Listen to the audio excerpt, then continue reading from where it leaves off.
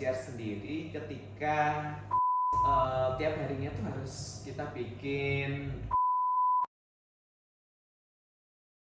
Assalamualaikum warahmatullahi wabarakatuh. Kembali lagi bersama kami di Simpatis 2024. Di sini saya sudah bersama dengan kakak-kakak yang keren banget nih dari ilmu keperawatan nih. Boleh kenalan dong kak? Siapa namanya kak? Oke, halo teman-teman sekalian. Perkenalkan, namaku Ahmad Fikri Zawoki dari Ilmu Keperawatan Angkatan 2022.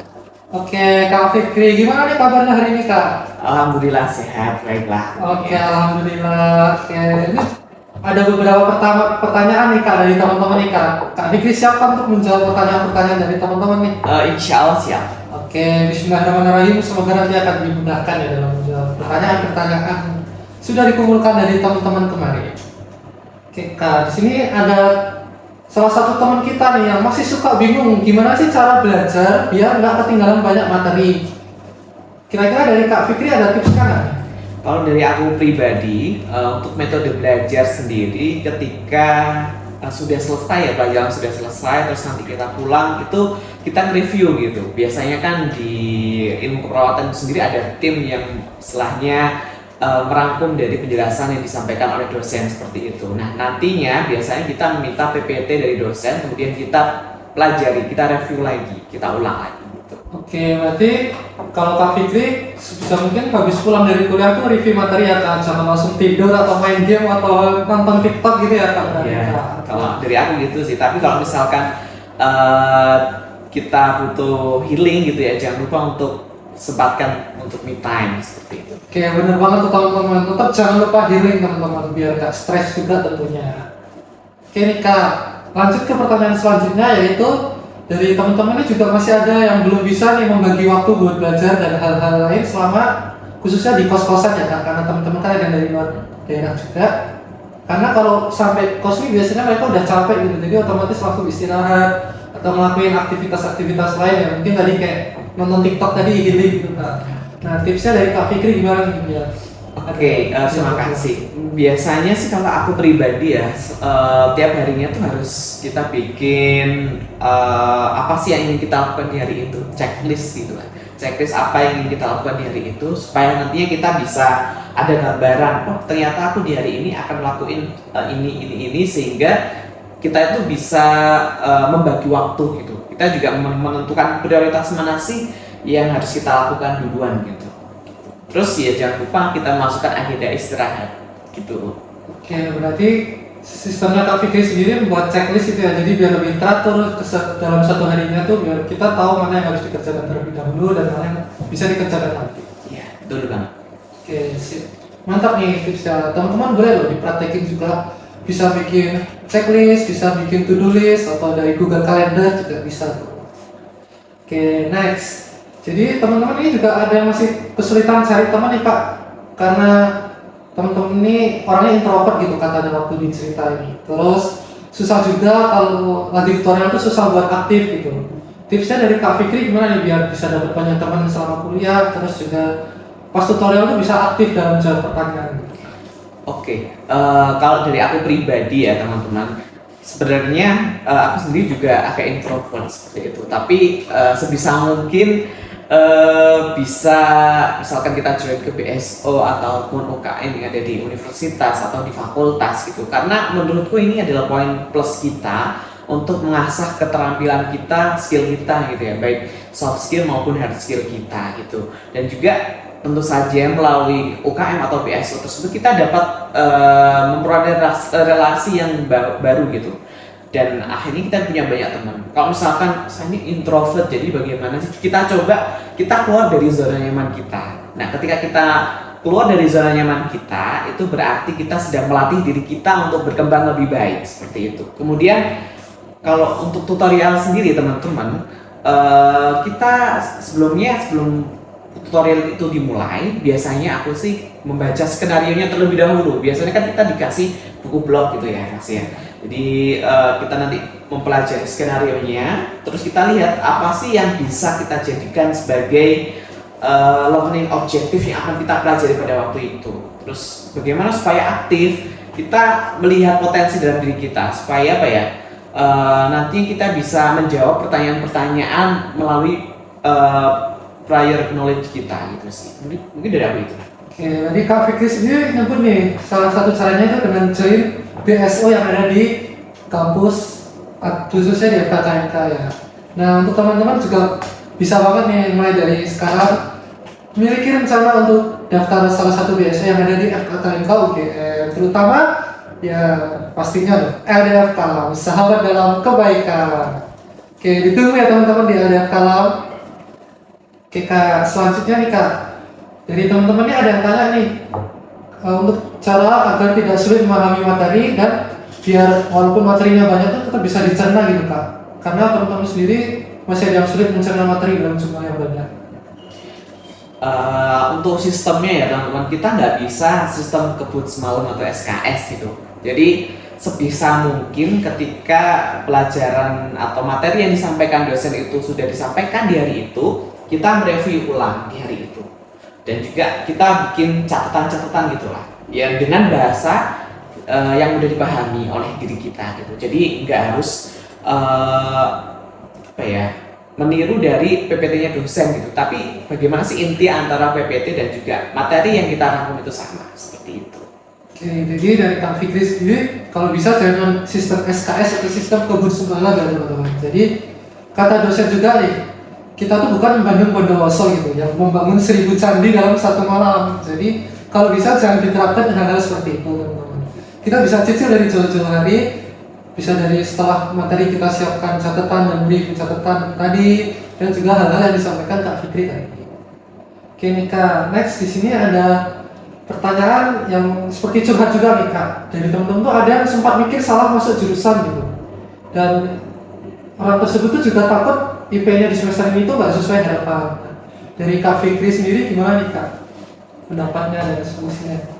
Kalau dari aku pribadi teman-teman, terkait dengan soal jurusan itu kita harus perhatikan dulu kenapa sih kita dulu tuh milih prodi ini seperti itu. Nah, apa sih yang membuat kita memilih prodi ini, dan juga kita harus tahu tujuan kita itu masuk ke prodi itu seperti apa, supaya nanti pada saat kita berkuliah itu tidak terjadi yang namanya pemikiran salah jurusan seperti itu. Karena apa? Karena dengan kita yakin akan tujuan kita di prodi ini, kita bisa konsisten gitu ya, terkait dengan ternyata aku masuk di jurusan ini tuh tujuan aku pertama itu ini loh, pengen jadi perawat misalkan, seperti itu, perawat yang kompeten gitu.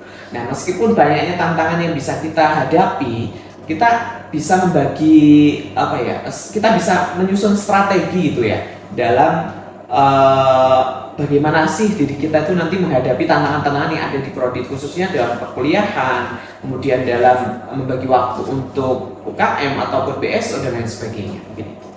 Oke, jadi dari Kak Fikri sendiri tadi bisa memantapkan tujuan awal kita masuk ke prodi ilmu keperawatan ya teman-teman. Jadi kalau bisa motivasinya lebih dikuatkan lagi sehingga teman-teman itu tidak merasa salah jurusan di keperawatan FKKMK. Oke. Nah, di sini ada juga nih Kak yang cerita kalau beliau tuh anak KIP yang sedang menunggu KIP turun gitu Kak. Nah, kira-kira dari Kak Fikri sendiri ada info-info gitu gak sih Kak terkait beasiswa gitu misalnya? Kalau info-info beasiswa bisa dilihat di Simaster ya teman-teman. Di situ pasti banyak juga terkait dengan beasiswa yang di-share sama universitas. Juga biasanya dari fakultas juga menyediakan layanan gitu ya, layanan untuk mencari beasiswa biasa seperti itu. Bisa dicek lewat Instagramnya FKKMK UGM seperti itu. Nah, di situ ada informasi terkait dengan beasiswa biasanya dari pihak fakultas akan share terkait dengan beasiswa tersebut. Oke, jadi teman-teman jangan lupa follow Instagram FKKMK UGM dan jangan lupa sering-sering cek semester juga karena bakal ada informasi beasiswa di sana. Oke Kak, next nih Kak, di sini jadi teman-teman ada yang curhat juga nih, sering merasa stres waktu kuliah nih. Nah, kalau dari Kak Fikri gimana sih tips coping mechanism atau hal-hal lain untuk mengurangi stres selama kuliah? Selama kuliah pastinya kita ada me time ya teman-teman ya. Nggak bisa kita itu harus selalu fokus ke perkuliahan akademik gitu, tapi kita juga harus mempertimbangkan aspek lainnya supaya diri kita itu balance gitu ya, antara akademik kita, antara kegiatan-kegiatan di luar akademik gitu. Jadi kita sempatkan untuk me time dengan teman-teman ataupun dengan diri sendiri juga seperti itu. Terus kalau misalkan teman-teman butuh bantuan terkait dengan kesulitan gitu ya, terkait dengan aspek psikologis, kita harus bersyukur sih, soalnya di FKKMK ini ada layanan konseling seperti itu. Konselingnya kemana tuh Kak? Konselingnya biasanya karena di FKKMK ini kan difasilitasi psikolog ya. Jadi ada yang namanya layanan konseling FKKMK. Oke, mantap nih Kak tipsnya Kak. Berarti penting untuk ada me time ya Kak, dan di FKKMK sendiri ada fasilitas konseling yang bisa dimanfaatkan. Nah selanjutnya nih Kak, ada pertanyaan 1 juta umat nih Kak. Gimana sih tips cum laude Kak? Tips cum laude, mungkin teman-teman, cum laude itu bukan suatu hal yang harus, pokoknya jangan terlalu terbebani dengan cum laude. Tapi kita berusaha semaksimal yang bisa kita lakukan gitu ya Mas. Soalnya dengan kita berusaha dengan maksimal, kita nanti akan merasakan jerih payah dari diri kita sendiri.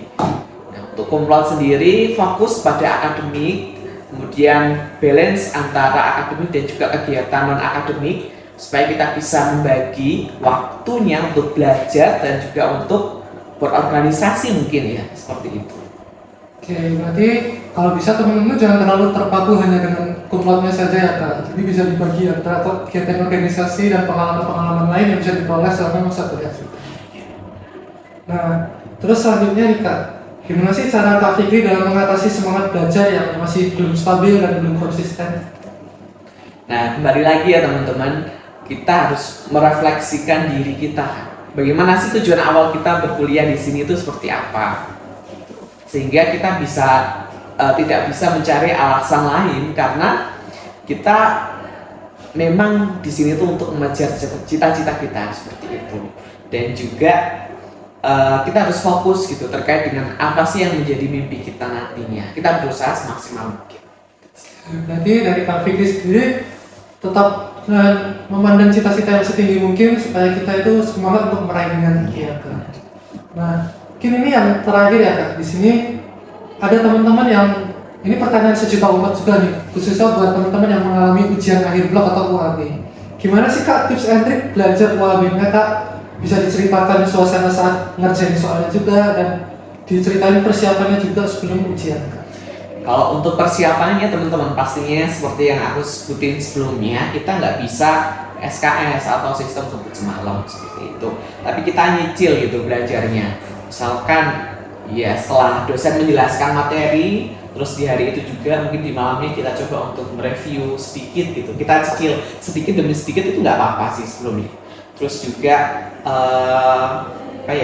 jaga kesehatan, jaga pola tidur, karena dengan tidur yang kualitasnya baik itu kita bisa melaksanakan ujian dengan lebih fokus seperti itu.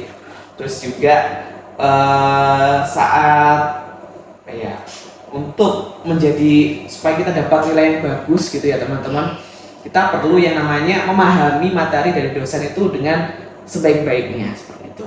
Kita kan tahu kalau misalkan materi yang dipelajari itu kan banyak gitu ya, dalam 4 minggu gitu ya, materi 4 minggu dijadikan 1 hari ujian, itu kan sungguh banyak yang harus kita pelajari gitu. Oke Kak, kalau waktu pengerjaannya ya Kak, yang dilakukan itu gimana aja Kak? Misalnya berdoa atau ngitung kancing gitu Kak? Dari Kak Fikri gimana Kak? Kalau dari aku pribadi ya, pastinya sebelum mulai mengerjakan soal ujian kita berdoa terlebih dahulu. Kita yakin kita bisa gitu ya. Kemudian kalau misalkan ada yang pertanyaan yang belum kita bisa gitu ya, kita bisa menggunakan prior knowledge kita gitu. Kita coba sih kita lihat, kita ingat-ingat kembali terkait dengan materi tersebut, apakah pernah kita pelajari atau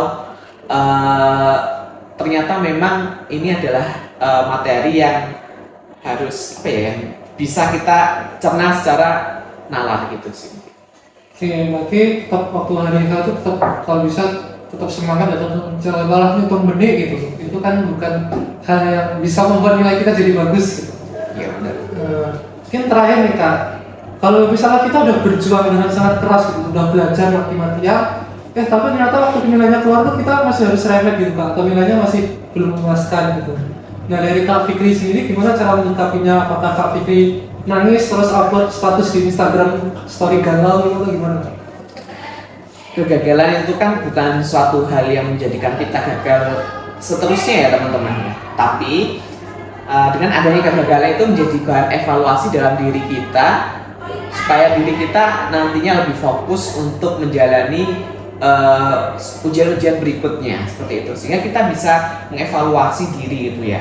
Oh ternyata di ujian kali ini tuh aku kurang belajarnya ini loh, kurang konsisten dengan niat belajar ataupun kurang memperhatikan dosen dan lain sebagainya. Itu mungkin bisa menjadi salah satu bahan evaluasi kita untuk ujian berikutnya. Terus di sini kan kita ada MUT ya, make up test. Jadi itu bisa menjadi salah satu hal yang membuat nilai kita naik gitu. Dengan catatan kita juga harus belajar di sini.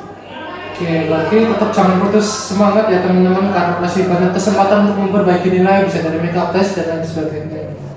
Oke, sebelum itu tuh Mika, ada nggak pesan-pesan untuk teman-teman ilmu keperawatan yang baru gabung atau angkatan 2020 Kak?